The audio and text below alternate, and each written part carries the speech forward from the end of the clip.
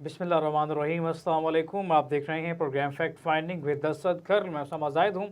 और स्टूडियो में हमारे साथ मौजूद हैं सीनियर तहकीकाती सहाफ़ी तज्ज़ियाकार असद खर साहब। नाज़रीन, आज सुप्रीम कोर्ट ऑफ पाकिस्तान से एक और इस्तीफ़ा, पहले हमने एक इस्तीफ़ा देखा, अहम इस्तीफ़ा था। उसके बाद आज एक और इस्तीफ़ा आया है। आने वाले चीफ जस्टिस जिनका नाम लिया जाता था, सुप्रीम कोर्ट के सीनियर तरीन जज माने जाते हैं, जस्टिस एजाजुल हसन ने भी आज इस्तीफ़ा दे दिया है। शहर इक़्तिदार की फ़िज़ाएँ कहती हैं कि ये इस्तीफ़ा गैर मामूली है। इस इस्तीफ़े के बाद अब या क्या एक सवाल पैदा होता है कि सुप्रीम कोर्ट के अंदर बहरान जो है वो पैदा हो रहा है, क्या सूरत हाल, इस पर बात करेंगे। असद खल साहब, जस्टिस एजाजुल हसन का इस्तीफ़ा सुप्रीम कोर्ट में बहरान पैदा कर सकता है या फिर इसकी क्या वजूहत हो सकती हैं? मुसलसल दूसरा इस्तीफ़ा बड़ा। बिस्मिल्लाहिर्रहमानिर्रहीम। अब मामला ये है कि जो जस्टिस सैयद मुज़ाहिर अली अकबर नकवी साहब जो है उनके ख़िलाफ़ सुप्रीम जुडिशल काउंसिल के अंदर एक कार्रवाई चल रही है और उस कार्रवाई के हवाले से उनका ये कहना है कि जो उन्होंने ज़ाहिर असासे हैं उनके ऊपर जो है उनको शोकस किया गया और सुप्रीम कोर्ट में जो उन्होंने दरख्वास्त दायर की कि पहले सुप्रीम कोर्ट इस मामले को सुन ले और उस वक्त तक सुप्रीम जुडिशल काउंसिल को कार्रवाई से रोका जाए। लेकिन वो जो उनकी सुप्रीम कोर्ट में दरख्वास्त है वो मुस्तरद कर दी गई और उन्होंने जो ख़त लिखी उनका भी कोई जवाब नहीं दिया गया, जिसकी बुनियाद पर उन्होंने सदर पाकिस्तान को अपने ओहदे से एज ए जज ऑफ सुप्रीम कोर्ट जो है उन्होंने रिज़ाइन यानी इस्तीफ़ा जो है वो भिजवा दिया। अब उसके बाद आज सुप्रीम जुडिशल काउंसिल का इजलास था। उस इजलास में चीफ जस्टिस के बाद दीगर जज साहबान जो उसके मेंबरान हैं, जस्टिस एजाजुल हसन साहब जो है वो भी उसके मेंबर थे, लेकिन वो आज इस इजलास में शामिल नहीं हुए। और साथ ये भी है कि अक्टूबर 2000 यानी जो 24 में उन्होंने अपने next chief justice of supreme court जो है बनना है। अभी जारी पता है कि इस्तीफा कबूल होगा तो फिर तो वो था का सीगा इस्तेमाल होगा, बिल्कुल, यानी अक्टूबर में वो बाकायदा चीफ जस्टिस ऑफ पाकिस्तान जो है उसके लिए वो डेजिग्नेटेड सुप्रीम कोर्ट के चीफ जस्टिस आइंदा के लिए है। तो उनकी जानब से भी ये इस्तीफ़ा जो आया है, अब एक तरफ तो अगर देखा जाए तो ये कहा जा रहा है कि जो जस्टिस काजी फाइजा के ख़िलाफ़ जो ग्रुप था, जो जस्टिस बंदयाल ग्रुप जो हम ख्याल जजेस जिनको कहते थे, तो उसमें मुज़ाहिर अली अकबर नकवी साहब जो है वो इस्तीफ़ा दे के वो जा रहे हैं और इसके बाद जो आने वाले चीफ जस्टिस है वो भी इस्तीफ़ा उन्होंने जो दे दिया है। तो इसके ऊपर बहुत सारे जो आपने कहा कि बहरान या इसके ऊपर क्या एक क्राइसिस पैदा होगा या क्या सूरत हाल पैदा होगी, लेकिन बहरहाल एक तरफ तो उनका इस्तीफ़ा आया है, लेकिन उसके बाद जो है मज़ीद जो है अब चीज़ें जो है वो भी गर्दिश करने लगी हैं, जो कि उनके इस्तीफ़े से एक मिनट पहले तक भी कोई ऐसी बात दूर दूर तक भी कई मंजर पर मौजूद नहीं थी। अब कहा जा रहा है जी उनके खिलाफ कोई बहुत बड़े शवाहिद आ गए थे, उनके खिलाफ सुप्रीम जुडिशल काउंसिल में कार्रवाई होने जा रही थी, उनके खिलाफ दरखास्तें दायर होने जा रही थी, उनके खिलाफ ऑडियो रिकॉर्ड आ गए, वीडियोज़ आ गई, पता नहीं क्या क्या उनके खिलाफ जो बड़े ठोस किस्म के शवाहिद आ गए। तो चूँकि माजी के अंदर कभी ऐसे हुआ नहीं कि सुप्रीम जुडिशल काउंसिल अगर जज रिज़ाइन कर दे तो सुप्रीम जुडिशल काउंसिल फर्दर आगे कोई कार्रवाई नहीं बढ़ाती। इस मरतबा थोड़ा सा एक अनप्रेसिडेंटेड बात हुई है कि जब जस्टिस मुज़ाहिर अली अकबर नकवी साहब के इस्तीफ़े के बावजूद सुप्रीम कोर्ट ने कहा कि हमने सुप्रीम जुडिशल काउंसिल ने कहा कि हमने कार्रवाई आगे बढ़ानी है, तो मतलब ये होता है इसके ऊपर भी आया कि जब एक जज जो है उसके ऊपर संगीन इल्ज़ामात है और वो अगर सुप्रीम जुडिशल काउंसिल की कार्रवाई से पहले ही रिज़ाइन कर देता है तो वो पेंशन भी लेता है और सारी चीज़ें भी, तो फिर तो उसका हिसाब ना हुआ। तो ये एक वजह भी है कि कुछ लोग ये कह रहे हैं कि शायद जस्टिस एजाजुल हसन साहब को ये खौफ था कि अगर सुप्रीम जुडिशल काउंसिल में कार्रवाई शुरू हो गई तो फिर उन्होंने अगर इस्तीफा भी दिया, तो नहीं, क्या एक मफरूज़ा है ना, एक अफवाह है, इस हकीकत तो तभी सामने आएगी ना जब ये और इससे पहले आप देखें कि जिस तरह जस्टिस फरक रफान का जो है नाम लाहौर हाई कोर्ट के जज का पनामा केस में आया, उसके बाद एक जस्टिस गालिबन इकबाल हमीदुर रहमान साहब सुप्रीम कोर्ट के जस्टिस थे, उनका नाम जो उनके खिलाफ भी कार्रवाई जब दरखास्त आई तो उन्होंने भी रिज़ाइन कर दिया था। और इसी तरीके से जस्टिस फरक रफान जो है जिनका पनामा में नाम आया, उन्होंने भी जुडिशल काउंसिल की कार्रवाई से पहले ही ओहदे से इस्तीफा दे दिया। सब जो ये इस्तीफ़ों पे इस तरह से मुसलसल इस्तीफ़े आ रहे हैं, क्या इलेक्शन पर भी इसका कोई असर अंदाज देखिए इलेक्शन के हवाले से तो सुप्रीम कोर्ट के जजेस का इस्तीफे आने से या ना आने से कोई असर नहीं। हाँ, अगर चीफ इलेक्शन कमिश्नर इस्तीफा दे देते हैं या इलेक्शन कमिश्नर पाकिस्तान के मेंबरान अगर 2 से ज़ायद जो है वो इस्तीफा दे देते हैं तो वो फिर एक बुरान आइनी पैदा हो सकता है। और इलेक्शन का एक आइनी इदारा है इलेक्शन कमिश्नर पाकिस्तान, और अगर उसकी कंपोजिशन पूरी नहीं होती या उसका सरबराह ही नहीं होता मौजूद तो फिर इलेक्शन जो है उसका इससे पहले इनेकाद कल जो है। साहब हम इसी पर एक सवाल भी उठा चुके हैं कि अगर चीफ इलेक्शन कमिश्नर इस्तीफा दे देता है तो हालात क्या पैदा हो सकते हैं? देखिए वो अगर इस्तीफा दे देंगे तो फिर तो वो एक नामुकम्मल हो जाएगा ना। वो इदारा जिसने इलेक्शन कराना है वो एक इदारा आइनी है, और वो इदारा जो है वो कंप्लीट तब होता है जब उसका चीफ इलेक्शन कमिश्नर मौजूद होगा और चारों सूबों के एक एक मेंबर जो है वो मौजूद होंगे। तो वो अगर 5 अराकीन जो है वो नहीं होंगे तो फिर तो किस तरह इलेक्शन आप करवा सकते हैं? लेकिन उनको मुंतखब भी तो एक गवर्नमेंट करती है ना, तो इस वक्त निगरान गवर्नमेंट एक और बड़ा बुरान आ जाएगा ना कि अगर वो रिजाइन कर देते हैं तो फिर तो नया इलेक्शन जो है करवाना एक बहुत बड़ा मुहिमा बन जाएगा। क्योंकि चीफ इलेक्शन कमिश्नर का जो हमारे आईने पाकिस्तान के अंदर जो एक तरीकाकार वजह किया गया है कानून और आइन के मुताबिक पाकिस्तान के, उसके मुताबिक तो ये है कि मुंतखब जो कौमी असम्बली होती है उसके जो लीडर ऑफ द हाउस यानी वजीर आजम और अपोजिशन लीडर जो है वो मशावरत से उनका जो है तकर्रर करते हैं चीफ इलेक्शन कमिश्नर का भी, और इस तरह मेंबरान का जो तकर्रर होता है वो फिर सूबे का जो चीफ मिनिस्टर होता है और उसका जो अपोजिशन लीडर होता है वो उनका तकर्रर करते हैं। तो अगर ये इस तरह रिजाइन हो जाता है तो चूंकि मुंतखब हुकूमत तो अब मौजूद नहीं है और निगरान हुकूमत उनको बना नहीं सकती, तो ये एक और ज़्यादा क्राइसिस पैदा हो जाएगा कि फिर इलेक्शन तो नया हो नहीं सकता, और नया इलेक्शन हो नहीं गा तो असम्बली होगी नहीं, तो नया इलेक्शन कमीशन बनेगा नहीं, तो फिर इंतखाबात कैसे होंगे? वो बहुत बड़ा एक ज़्यादा एक क्राइसिस क्रिएट हो जाएगा। वो बहुत बड़ा एक बुरहान जो है वो क्रिएट हो सकता है। और उसी हवाले से चंद दिन पहले ये रूमर्स भी आई थी कि शायद चीफ इलेक्शन कमिश्नर और कुछ मेंबरान के हवाले से इस्तीफ़ों के हवाले से, लेकिन वो जो है बाद में शायद जो सेक्रेटरी इलेक्शन कमीशन है शायद उनका इस्तीफ़ा आया या वो उन्होंने कोई सेक्रेटरी इलेक्शन, हाँ जी, तो चूँकि वो तो एक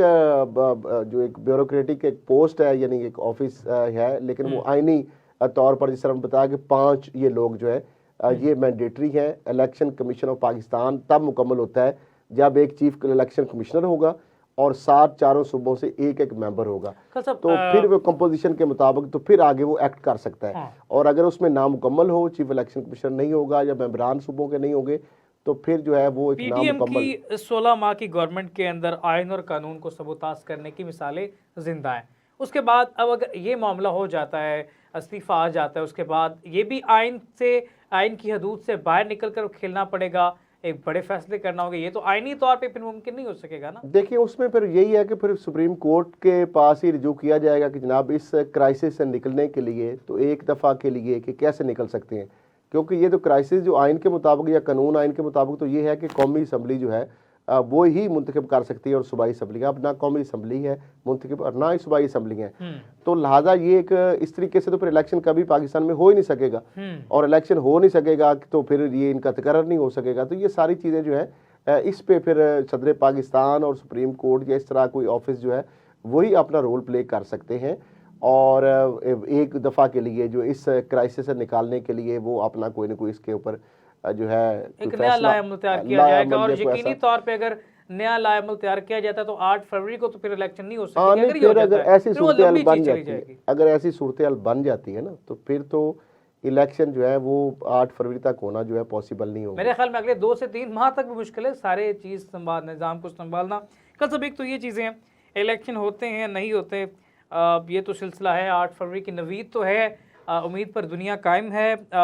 इसके अलावा सियासी जो पंजे आजमाए जा रहे हैं, पीपल्स पार्टी अब नून लीग पर तीर बरसा रही। आपको याद होगा कि आप ही ने एक फिक्रा कहा था कि ये सब इकट्ठे तो हैं, अभी इन्हें इस सूरत हाल से निपट लेने दें, इसके बाद ये आपस में गिरे पाओगे। तो वही हम देख रहे हैं। आज बिलावल साहब ने कहा कि पंजाब के सियासतदान बीमार होते हैं तो लंदन जाकर इलाज करवाते हैं। तो कल साहब सिंध पर भी नज़र डालनी चाहिए। हैदराबाद की क्या सूरत हाल है, कराची की क्या सूरत हाल है? देखिए ये बात तो अगर वो कर रहे हैं तो उनके वालिद साहब भी जब बीमार होते हैं तो ज़्यादातर उनको दुबई या लंदन के अस्पतालों में देखा जाता है, या उनकी खबरें भी आती हैं कि वो वहाँ पे चेकअप करवाने के लिए गए। अक्सर हमने देखा जरदारी साहब की खबरें जब आती हैं। तो ये कोई बात तो जो है वहाँ पे भी कोई मिसाली या आइडियल उन्होंने सिस्टम नहीं बनाया। 15 साल मुसलसल उनकी हुकूमत भी रही है, उससे पहले भी 15-20 साल उनकी हुकूमत रही है वफाक में या सूबों में, अगर मिला के सिंध की बात अगर की जाए। तो मामला ये है कि जिस तरीके से फैसलाबाद जो ज़िला के अंदर जो उन्होंने जो जुलूस किया, जो एक अवामी गैदरिंग जो है उससे खिताब किया, और वहाँ से जिस तरीके से उन्होंने तनकीद का निशाना बनाया नून लीग को पंजाब के अंदर, तो वो तो ज़ाहिर बात है वो बार बार एक ही बात कर रहे हैं कि नौजवान जो है नस्ल राना सनाउल्लाह के घर जाके उन्होंने धमकियां दी हैं यूथ को जो है मौका देना चाहिए। और दूसरी जानब आप देखें कि फैसलाबाद के अंदर जो है जो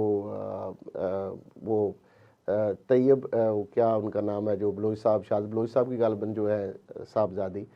तो उनको भी इग्नोर करके तो टिकट नहीं उनको दिया गया। तो उन्होंने कहा कि मैं आज़ाद हैसियत में इलेक्शन लड़ूंगी।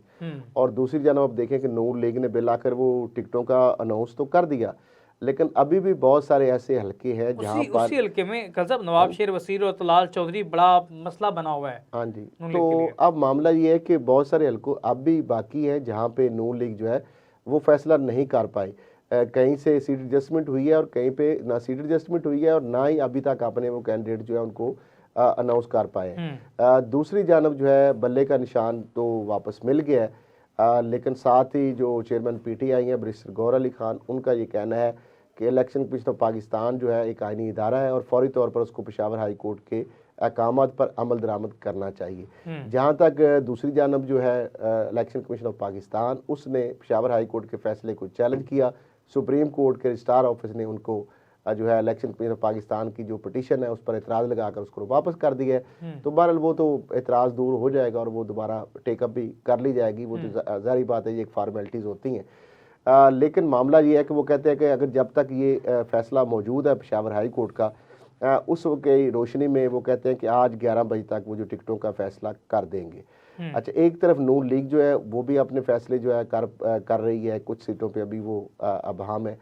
PTI जो है वो इलेक्शन का जो अनाउंस वो करने जा रही है और उसके बाद 2-3 दिन तक वो कहते हैं बाकायदा हम इंतखाबी मुहिम जो है वो भी शुरू कर देंगे।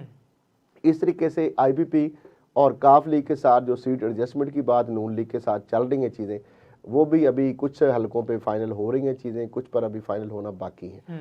तो इस तरह हम जो है उसने भी अपना यहाँ पे आगे बढ़ेंगे। यहाँ पे एक तो यहाँ पे बल्ले का निशान पाकिस्तान तहरीक इंसाफ को वापस मिला, लेकिन इलेक्शन कमीशन की वेबसाइट पर उसका कोई अनाउंसमेंट नहीं की गई और तहरीक इंसाफ को बल्ले का निशान नहीं दिया गया। और पाकिस्तान तहरीक इंसाफ ने तौहीन अदालत जो है वो इलेक्शन कमीशन के ख़िलाफ़ जो है दरख्वास्त दी है और समाअत के लिए मुकर्रर कर दी गई है। ये सिलसिला किस तरफ जाएगा? तौहीन अदालत लग सकती है इलेक्शन कमीशन? देखिए, हाई कोर्ट छोड़ के कोई सिविल जज का भी अगर हुक्म है ना तो वो तो मानना पड़ता है। हाँ, उसके खिलाफ आप अपील में जाने का आपको राइट ज़रूर है, लेकिन ये नहीं हो सकता कि आप किसी भी अदालत का फैसला आए और उस पर अमल दरामद ना करें, उसकी डिफाइंस करेंगे तो वो तो कोई भी इदारा सामने होगा, जितना बड़ा मर्जी ऑफिस हो, जितना मर्जी बड़ा इदारा हो, उसको तो इन अदालत का सामना करना पड़ेगा। होगा ये कि जिस तरह अब आपने कहा कि उन्होंने दरख्वास्त दायर की है, तो जब आप बुलाएगी हाई कोर्ट उनको, तो वो इलेक्शन कमीशन यही कहेगा कि जाके कि जनाब हमने कर दी है। तो ये तो हो ही नहीं सकता कि आप किसी अदालत के हुक्म जो है उसकी तामील ना करें। और फिर ख़ास तौर पर एक आइनी इदारा जो है वो तो जो है उसको आइन के मुताबिक चलना चाहिए और अदालतों का एहतराम, अदालती फैसलों का एहतराम ये तो सब पर लाजम है। और ख़ास तौर पर अगर एक आइनी इदारा है तो उसको तो और ज़्यादा लाजम होता है। यहाँ पे इलेक्शन कमीशन को लेकर इलेक्शन कमीशन क्या आइनी तौर पर अपना रोल सही अदा कर रहा है? देखिए, इलेक्शन कमीशन जो रोल अदा कर रहा है वो सबके सामने है। उस पर मेरा नहीं ख्याल कि मेरे कहने या ना कहने से कोई फ़र्क पड़ जाएगा। जो उसका कंडक्ट है वो नज़र आ रहा है। देखिए, एक इलेक्शन कमीशन ऑफ पाकिस्तान एक पूरी तरह पार्टी बन चुका है। अब वो किसी सूरत भी PTI के पास बल्ले का निशान उसको देने के लिए तैयार नहीं है और उसके खिलाफ बाकायदा साफ आ रहा है, बाकायदा पार्टी बना हुआ है। बिल्कुल, बजाय कि उसको तो गैर जानबदार होना चाहिए। ये अगर कोई और पिटिशनर बात करे या कोई पिटिशनर इस फैसले को चैलेंज करे तो बात समझ आती है। इलेक्शन कमीशन ऑफ पाकिस्तान को तो न्यूट्रल रहकर, वो तो सब जमातें उसके लिए तो रिस्पेक्ट इक्वल है और वो तो एक बाइस उसको अपना बिहेवियर या रवैया नहीं दिखाना चाहिए। लेकिन इस केस के बाद तो साफ नजर आ रहा है कि वो बाकायदा एक सियासी जमात जो है उसके खिलाफ बाकायदा साफ आ रहा है, उसके बाकायदा खिलाफ एक पार्टी बन चुका है और वो उसकी जो है आज भी उस चीज़ की एविडेंस है कि इलेक्शन कमीशन ऑफ पाकिस्तान का उनसे बल्ले का इंतखाबी निशान जो उनको मिलने का जो हाई कोर्ट का हुक्म है उसको खिलाफ चैलेंज करना। तो इट मीन्स के इलेक्शन कमीशन ऑफ पाकिस्तान जो है वो नहीं चाहता कि पीटीआई जो है उसको बल्ले का निशान जो है मिले दिया जाए। और बल्ले के निशान के हसूल के लिए दो पार्टियां ऑलरेडी रब्ता कर चुकी हैं इलेक्शन कमीशन से, और वकार ज़का है उनकी कोई टेक्नोलॉजी मूवमेंट पाकिस्तान है, उसने बाकायदा तौर पे दरख्वास्त दे दी इलेक्शन कमीशन। देखिए दरखास्त इस तरह होता नहीं है कि जो भी पार्टी जो एक बड़ी पार्टी थी वो कोई डमी पार्टी तो है नहीं कि जिसका इंतखाबी निशान जिसका दिल करे वो कहे जी मुझे दे दें और मुझे दे दें। कोई ये मालिक निमत तो है नहीं कि जो बट रहा है कि जो मर्जी जाके ले ले।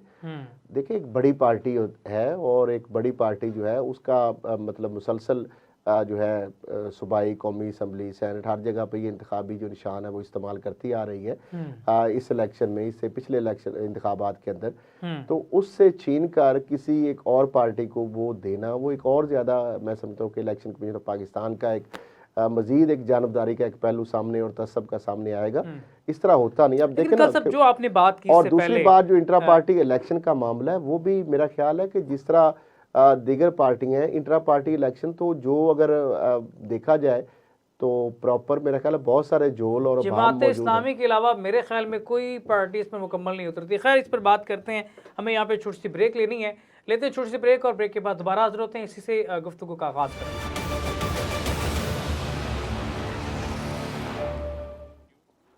वेलकम बैक नाज़रीन। जिस तरह से गुफ्तगू का आगाज़ हमने किया कि बड़े इस्तीफ़े जो हैं सुप्रीम कोर्ट से आए और इस्तीफ़ों के बाद गश्त जो है मुसलसल जारी है, साथ अफवाहों का बाज़ार गर्म हो गया है। इसमें अब क्या तब्दीलियाँ आएंगी और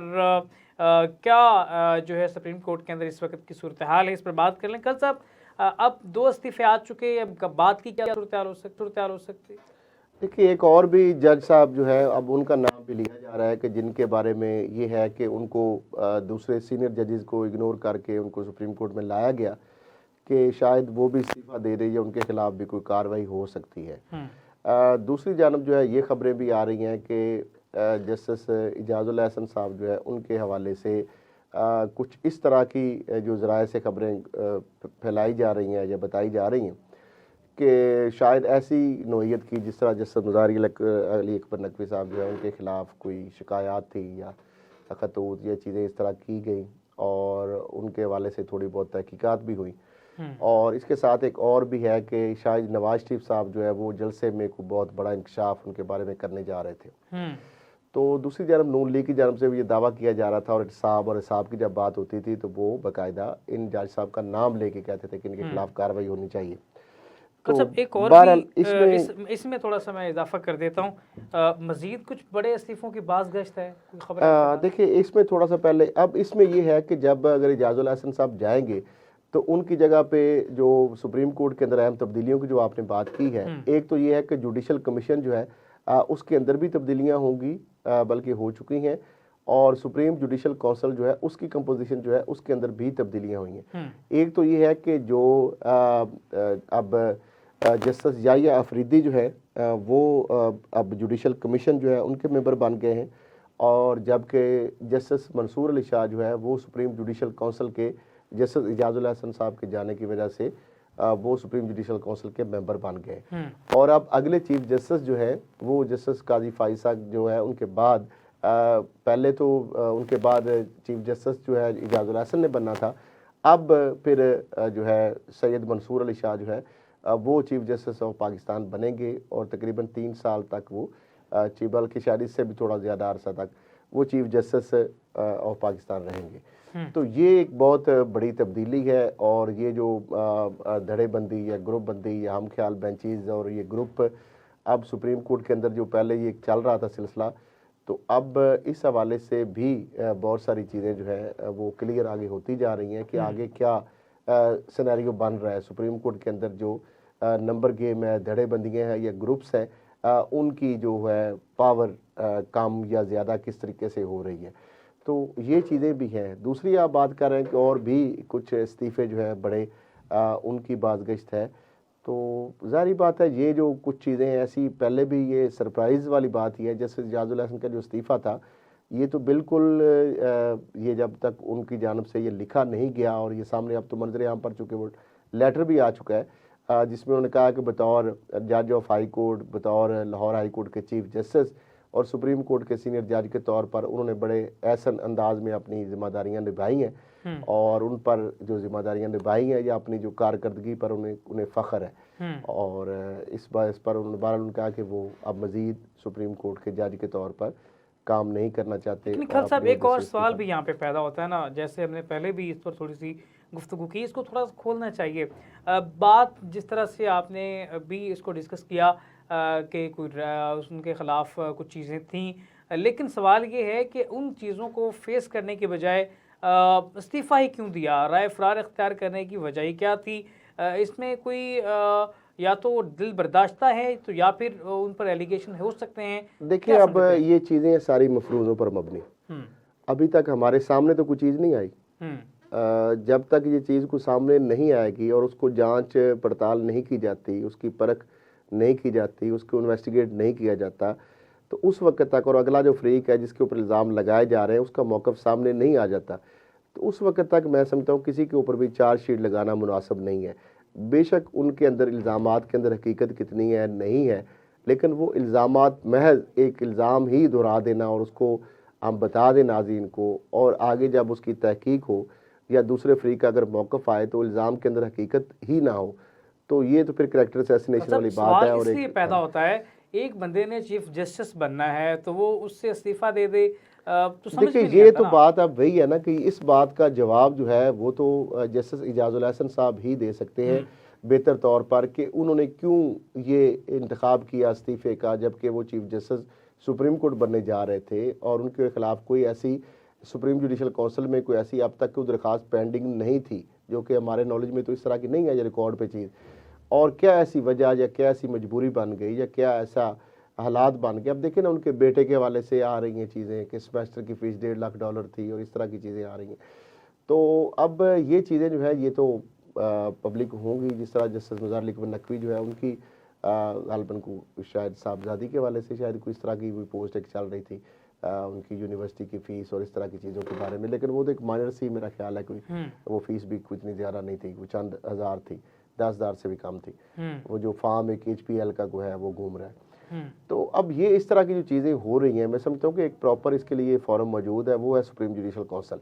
वहाँ पे अगर कोई चीज़ सामने आती है और उसकी जो चीज़ें उसके ज़रिए हमारे सामने आएगी तो फिर तो डिस्कस करना बनता है, लेकिन ऐसे ही सुनी सुनाई बातों पर हम भी आगे चला दें चीज़ें और किसी की कैसे खाम ये मुनासिब नहीं है। ठीक है खल साहब, थोड़ा सा यहाँ पे आगे बढ़ते हैं। बानी PTI उनकी गिरफ्तारी को लेके उनके वर्कर्स जो हैं वो भी बड़ी उम्मीद लगाए बैठे हैं, और उनका भी आज सहाफ़ियों से गुफ्तगू करना, और उन्होंने कहा कि हमें सिर्फ़ और सिर्फ सुप्रीम कोर्ट की तरफ हमारी नज़रें हैं, क्योंकि इस वक्त पूरी दुनिया सुप्रीम कोर्ट की तरफ देख रही है, अहम किरदार अदा कर सकती है सुप्रीम कोर्ट ऑफ पाकिस्तान। तो बानी PTI जो आज 9 मई के 12 मुकदमात में उनका जो है जुडिशल रिमांड जो है वो मंजूर किया गया है। बानी PTI जो है अब उनकी कोई रिहाई का रास्ता हमवार नज़र आता है? सुप्रीम कोर्ट की अगर वो नज़रें लगा के बैठे तो वहाँ से कोई रिलीफ नज़र आता? देखिए, जो अगर बात आप करते हैं ना कि जो अब देखिए ना कि जो 9 मई के हवाले से मुकदमात हैं, उस हवाले से उनका 2 रोज़ा गालबन पहले जिस्मानी रिमांड हुआ, उसके बाद फर्दर 30 रोज़ का रिमांड जिस्मानी मांगा, लेकिन अदालत जो है उन्हें उनको जुडिशल रिमांड पर भेज दिया जेल। ऑलरेडी जेल ही है, जारी बात है ये, लेकिन उनकी जिस्मानी के बजाय जुडिशल रिमांड पे उनको कर दिया। अब एक तो उनके अंदर भी गिरफ्तारी, इसका मतलब उनकी डाल चुकी, रिमांड हो चुका, जुडिशल पे चले गए। दीगर जो मुकदमात हैं, जिस तरह अब एक मुकदमे का फिर नए सिरे से ट्रायल की बात हो रही है, फैसला आ गया, तो अब बहुत सारी चीज़ें जो ऐसी को रही नहीं जिसके हवाले से कोई नया केस जो है, जितने भी बनने थे वो बन गए, उनके अंदर गिरफ्तारियाँ डल चुकी, रिमांड हो चुके। अब उनके अंदर जज़ाएं सज़ाएं जो है उनका फैसला होना है। बेसिकली सुप्रीम कोर्ट आखिरी फोरम होता है कि जब आपकी सज़ाएं या जो मुकदमात का स्टेटस है उसमें अगर आपको सज़ा हुई है तो उसकी सज़ा के ख़िलाफ़ आप अपील लेके जाते हैं, या अगर आपकी बरीयत हुई है तो दूसरा इदारा जो सुप्रीम कोर्ट में चला जाता है। तो सुप्रीम कोर्ट ही आखिरी अब फोरम है, वहाँ पे ही अब इतने ज़्यादा उनके ऊपर जो मुकदमात है, अब देखना ये है कि क्या इन सब मुकदमात के अंदर जो है 8 फरवरी से पहले पहले उनको रिलीफ मिल पाएगा। जिस तरह जिस स्पीड से केस चल रहे हैं, जिस स्पीड से उनको रिलीफ मिल रहा है या नहीं मिल रहा, वो जो ट्रैक रिकॉर्ड है या जो हमारे पास सारी चीज़ें सामने हैं, उसको अगर सामने रखा जाए तो उसके मुताबिक तो नज़र नहीं आ रहा कि 8 फरवरी तक जो है वो जेल से बाहर होंगे। और जिस तरीके से उनके जो वकला है वो दावा कर रहे हैं कि 15 जनवरी को वो बाहर आ जाएंगे, तो वो तो जो हालात वाक़यात हैं वो इस चीज़ की तो बिल्कुल भी इस चीज़ इनके दामों की नफ़ी करते हैं नज़र आ रहे हैं। और दूसरी जानब जो उनके इंतखाबात के अंदर एक फ़िलहाल तो उनका जो है इंतखाबात में हिस्सा लेने का जो मामला है, उसमें भी उनको इंतखाबी मैदान से अभी तक तो बाहर कर दिया गया है। अब उसमें भी सुप्रीम कोर्ट देखते हैं कि उनको इंतखाबी मैदान में वापस उस फैसले से वो आ पाते हैं या कि वो जो फैसला एक सवाल है उनको बाहर रखने का वही बरकरार रहता है। तो ये चीज़ भी बड़ी अहम है, यानी उनको जेल से बाहर रखना और इंतखाबी मैदान से बाहर रखना, ये दो चीज़ें बड़ी अहम है। ये बड़ी आपस के अंदर लिंक्ड है, ये देखने वाली हैं कि अगर वो जेल में रहते हैं तो उनको इंतखाबी मैदान के अंदर उतारा जाता है तो फिर सिनेरियो थोड़ा डिफरेंट होगा, और अगर उनको जेल से बाहर निकाल दिया जाता है और इंतखाबी मैदान में वो बाहर हो जाते हैं तो फिर और डिफरेंट होगा निज़ाम या सिस्टम। और इस तरीके से अगर वो बाहर भी आ जाते हैं और इंतखाबी मैदान में भी वो वापस आ जाते हैं तो फिर उसका सिनेरियो कुछ डिफरेंट होगा। तो ये अब 3 मुख्तलिफ जो है इसके अंदर जो है स्टेजेस है या 3 डिफरेंट जो है हालात वाक़यात जो है उसके ऊपर डिपेंड करेगी सारी PTI की जो सियासत है आइंदा, और आइंदा जो सियासी मंजरनामा या हुकूमत साजी या जो इंतखाबी मैदान है उसके अंदर और हवाओं का रुख जो है वो सारी चीज़ों का तयन करेगा कि ये पार्टी जो है कहाँ पे खड़ी होगी, किस जगह पे, या क्या आगे इसका फ्यूचर है। क्योंकि लोग बहुत सारे ऐसे भी हैं जो कि हवाओं का रुख देखते हैं और उसके मुताबिक अपना जो वोट है उसको यानी यूज़ करते हैं, और इस तरीके से बहुत सारे आपको पता है कि जो इलेक्टेबल होते हैं वो भी हवाओं का रुख देखकर वहाँ पर उस तरफ जो है रुख इख्तियार। सवाल है यहाँ पे लंदन प्लान का बानी चेयरमैन PTI जो है वो मुसलसल जिक्र करते थे, जिस तरह से बताया वो तो बिल्कुल हमने हकीकत देखा उसी तरह से ही हुआ। बानी चेयरमैन ने कहा कि लंदन प्लान में ये तय हुआ है कि मियाँ साहब वापस आएंगे, मुझे गिरफ्तार किया जाएगा, मेरी पार्टी जो है उसको तितर बितर करके रख दिया जाएगा। हमने देखा वो हकीकत ठहरे। अब जो लंदन प्लान का जिक्र करते हैं, अब जो हमारे सामने इस वक्त सारा सिस्टम इस वक्त एक्सपोज है, सब आम आदमी जानता है, इस सब के बावजूद वज़ीर आज़म पाकिस्तान आप किसको देखते हैं ग्राउंड रियलिटी को और मौजूदा सिचुएशन को देख? देखिए, वज़ीर आज़म पाकिस्तान को जो सूरत हाल है उसके मुताबिक तो चीज़ें सामने आगे नहीं बढ़ रही, तो उसके मुताबिक प्रेडिक्शन तो जो ज़मीनी हालात जो कि रियलिटी है, रियलिटी से मुराद ये है कि जो एग्जीक्यूट होने जा रही है या वो एग्जीक्यूट होगी, उसके मुताबिक तो देखें कि अभी तक तो सारी जो रास्ते हैं या जो राहें हैं हवार की जा रही हैं नवाज शरीफ साहब की वजारत उज़्मा के लिए। वो मैं नहीं कह रहा, वो तो उनके अपने ही इत्तेहादी जो माजी करीब में रहे हैं पाकिस्तान पीपल्स पार्टी, वो भी ये कह रही है कि वो सिस्टम के लाडले हैं और उनको लाने की तैयारी की जा रही है, और उसके लिए सारे रास्ते हमवार किए जा रहे हैं और बहुत सारे तकरीबन हो चुके हैं। अब तो कोई उनके रास्ते के अंदर कोई रुकावट नहीं रही बाकी। लेकिन बाद हलकों में बिलावल भुट्टो का नाम लिया जा रहा है, इसमें देखिए बिलावल भुट्टो का नाम लेने से तो नहीं, देखिए मामला ये है, बदकिस्मती ये है या प्रॉब्लम ये है या ये भी एक रियलिटी है कि पाकिस्तान पीपल्स पार्टी के पास नंबर गेम नहीं है। पंजाब के अंदर जो है सबसे ज़्यादा जो है वज़ीर आज़म बनाने के लिए जो आपको पंजाब के ऊपर दारोमदार होता है, तो पंजाब में अगर 141 या 40 से ज़्यादा सीटें हैं तो मुझे नहीं लगता कि 20 सीटें भी पीपल्स पार्टी निकाल पाएगी। तो अगर पंजाब में वो सीटें नहीं लेगी तो सिंध की सीटों के ऊपर तो बुनियाद पर वो वज़ीर आज़म नई कौमी असम्बली में बन सकते। तो इसलिए जो बात है वो तो कुछ समझ में बात नहीं आ रही। जहाँ तक मामला है नवाज शरीफ साहब का, तो नो डाउट के नून लीग जो है पहले भी 2018 के इंतखाबात में अगर देखा जाए तो सिंगल मेजॉरिटी पार्टी थी, PTI से ज़्यादा उसके पास सीटें थी। तो वो जारी बात है काफ लीग के साथ उस वक्त मिलकर PTI ने हुकूमत बनाई और बहुत कम सीटों का आपको पता फ़र्क था। तो अब मामला ये है कि अब तो जो हवाओं का रुख है या हालात वाक़यात हैं वो तो बहुत सूटेबल है। उस वक्त तो PTI एस्टेब्लिशमेंट सारे एक पेज पर थे, मीडिया, चीज़ें, अदालतें सब एक साथ थी, तो फिर भी वो सिंगल मेजॉरिटी पार्टी जो है पंजाब में उसने दिखाई। तो अब मामला ये है कि अब थोड़ा डिफरेंट है। जहाँ तक मामला है कि पॉपुलैरिटी का पब्लिक के हवाले से अगर बात की जाए, 16 माह की जो कारकर्दगी है पीडीएम की हुकूमत की, उस हवाले से देखी जाए तो फिर तो जो नून लीग है उसके हवाले से हम अगर देखा जाए तो फिर तो उसके आने के चांसेस नहीं बनते। लेकिन जो हालात हैं या जो चीज़ें चल रही हैं, जिस तरीके से आगे बढ़ रही हैं, लेकिन उसको अगर देखा जाए तो उसके मद्देनज़र रखते हुए तो फिर यही लगता है कि शायद नवाज शरीफ जो है उनकी जो है वजारत उज़्मा के लिए काफ़ी हद तक वैसे रास्ते खान साहब एक सवाल हमवार हो है, चुके हैं। ये तो ऐसे मियाँ साहब से करेंगे वक्त मिला तो, उनकी सियासी जो क्रेडिबिलिटी है, इतना उनका सियासी बैकग्राउंड है, इतनी देर बाद इस तरह का इलेक्शन लड़ने के बाद उसको कायम रख देखिए सकेंगे? सियासी क्रेडिबिलिटी कहाँ से है, वो जिस गमले से पैदावार, जब वो जनरल जिलानी ने और ज़िया हक ने उनका हाथ पकड़ा, उंगली पकड़ कर वज़ीर एक्साइज़ और खजाना बनाया और उसके बाद वज़ीर आला बनाया और उसके बाद वजारत उज़्मा तक वो शुरू से पहुंचे, लाडले। तो वो शुरू से ही इस्टेब्लिशमेंट की पैदावार है। और बेसिकली वो अलहदा बात है कि जब हमेशा उनको जो लाए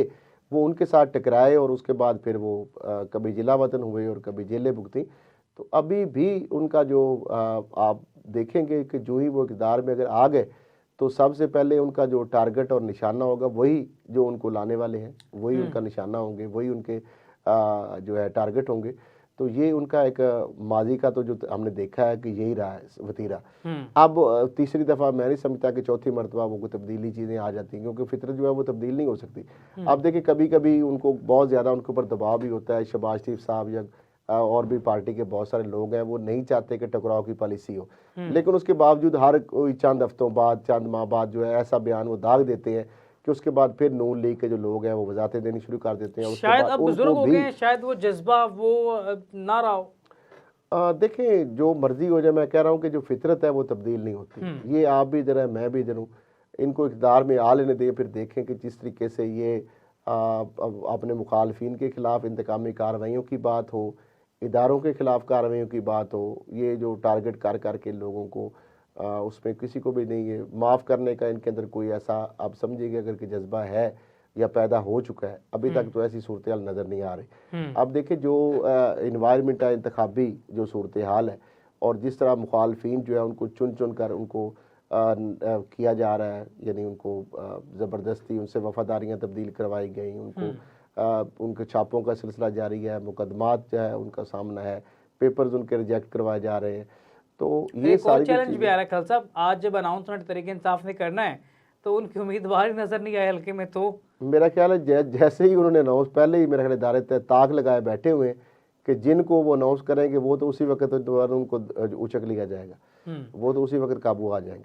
तो एक मामला इसका ये है वैसे एक और तरीका है, मेरी बात हो रही ये थी तो 8 फरवरी तक उनको मेरा ख्याल उम्मीदवार अपने बदलते रहने होंगे, क्योंकि जिसको वो अनाउंस करेंगे वो पकड़ लेंगे या वो बेचारा मजबूर हो जाएगा, वो आगे प्रेस इसलिए कॉन्फ्रेंस वो कह करके। रहे थे ना बैरिस्टर गौर के 5 से 6 बंदे हम स्टैंड अप रखेंगे। लेकिन अब देखें ना, आज ही अभी वो बात हुई कि जो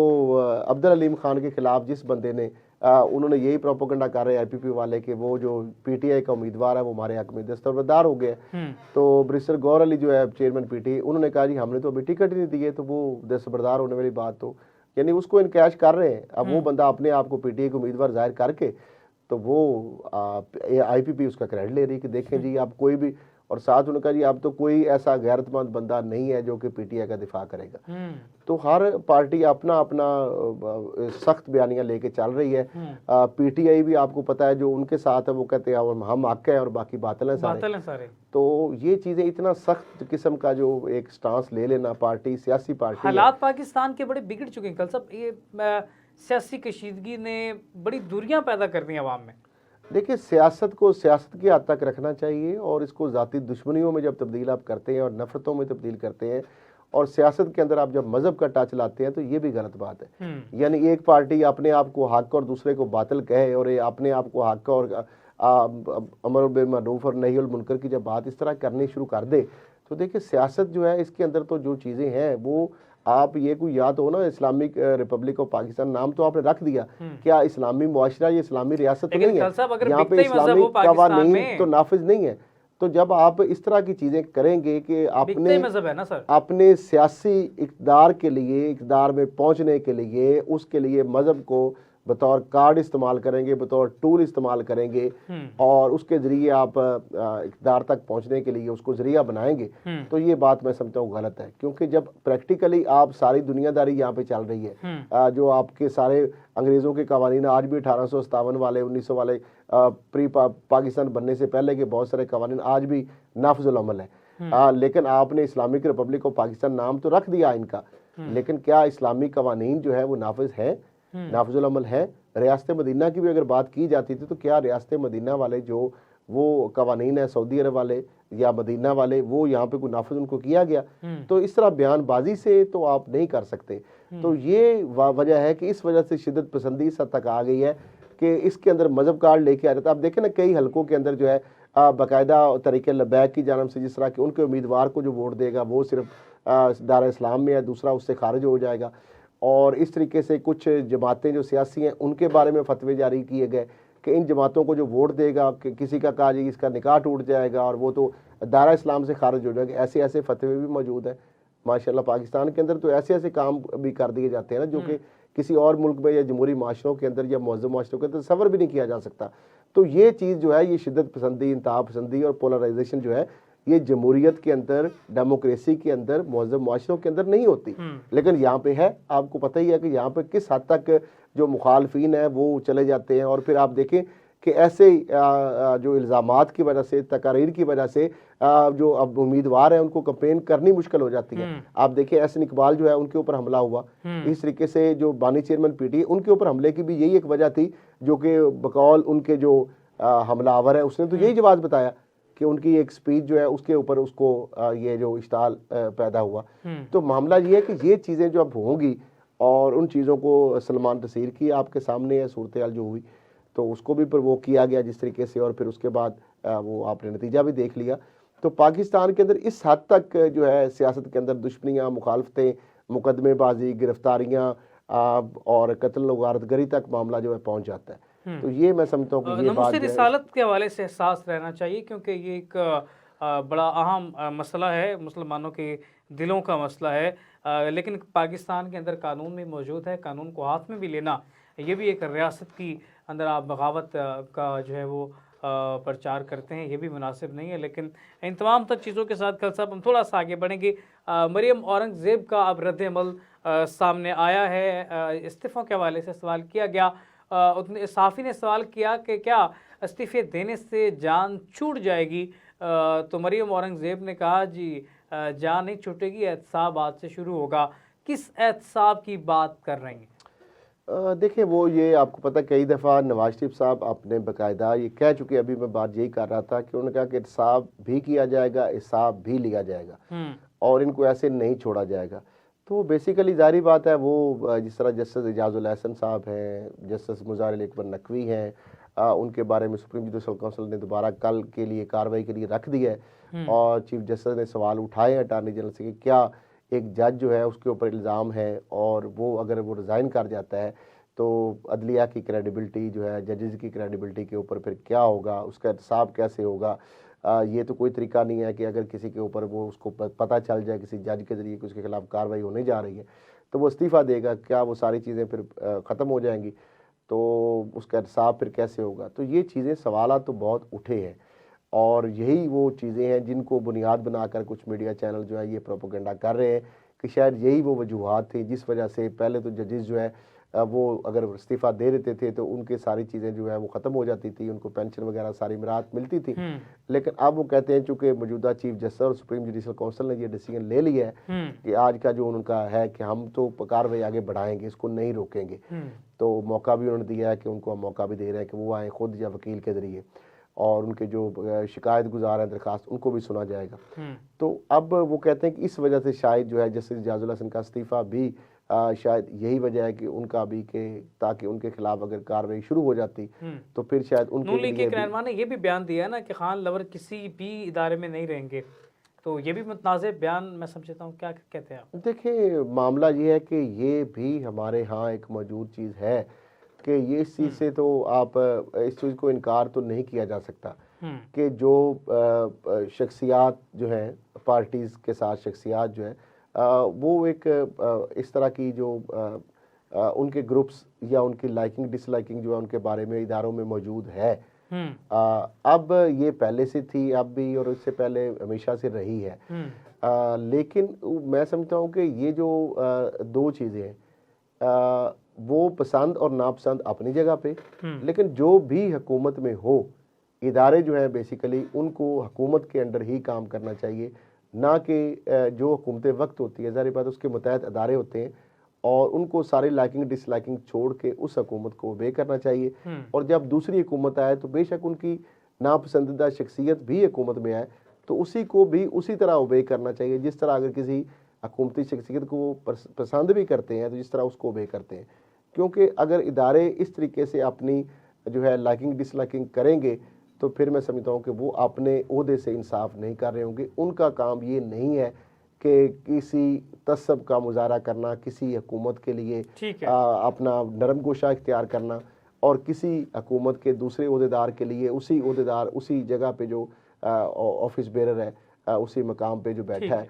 उसके लिए जो है अपनी हमदर्दी और किसी एक के लिए तसब दिखाना, वो मैं समझता हूँ कि इदारों की फिर क्रेडिबिलिटी जो है उसके ऊपर एक सवाल निशान आता है, उनकी जानबदारी के ऊपर भी एक सवाल उठता है। तो इदारों को इन चीज़ों से ग्रेज करना चाहिए और इन अबव द इन चीज़ों से, तसब से और हमदर्दियों से बाज होके जो भी हुकूमत वक्त और आइन और कानून के मुताबिक जो उनका अपना आइनी ओहदा है वो उसके मनसब का तकाजे का लिहाज करते हैं, उनको उस तरीके से चीज़ों को लेकर चलना चाहिए। ठीक है खल साहब, इदारों को तअस्सुब का शिकार नहीं होना चाहिए और इदारे जो हैं पाकिस्तान इज़्ज़त हैं, अवाम का एक मान है, तो इदारों को अवाम का मान रखना चाहिए। किसी सियासी पार्टी, किसी एक शख्सियत के हाथों खेलने की बजाय अवाम की नुमाइंदगी इदारों को करनी चाहिए, क्योंकि इदारे अवाम से हैं, अवाम के बग़ैर इदारे कुछ भी नहीं हैं। तो इदारों को चाहिए कि अवाम को साथ लेकर चलें, अवाम के जो उनकी सोच है, अवाम की जो ख्वाहिश है, उसकी तकमील जो है इदारों की ज़िम्मेदारी है कि उसको पूरा किया जाए। इदारों के साथ अगर अवाम को टकराया जाएगा, अगर मजबूर किया जाएगा, तो फिर रियासत की जो वजूद है वो टूटना शुरू हो जाएगा, जिसकी माज़ी में भी कई मिसालें मिलती हैं। इदारे अवाम से हैं, जितना बड़ा इदारा है, कितना छोटा इदारा है, अवाम की अगर उसके साथ हिमायत नहीं है तो इदारा अपनी क्रेडिबिलिटी, अपनी जो मजबूतपन है वो खो देता है। इसी के साथ अपने मेज़बान उसामा ज़ायद और असद खल को दें इजाज़त। अल्लाह निगहबान।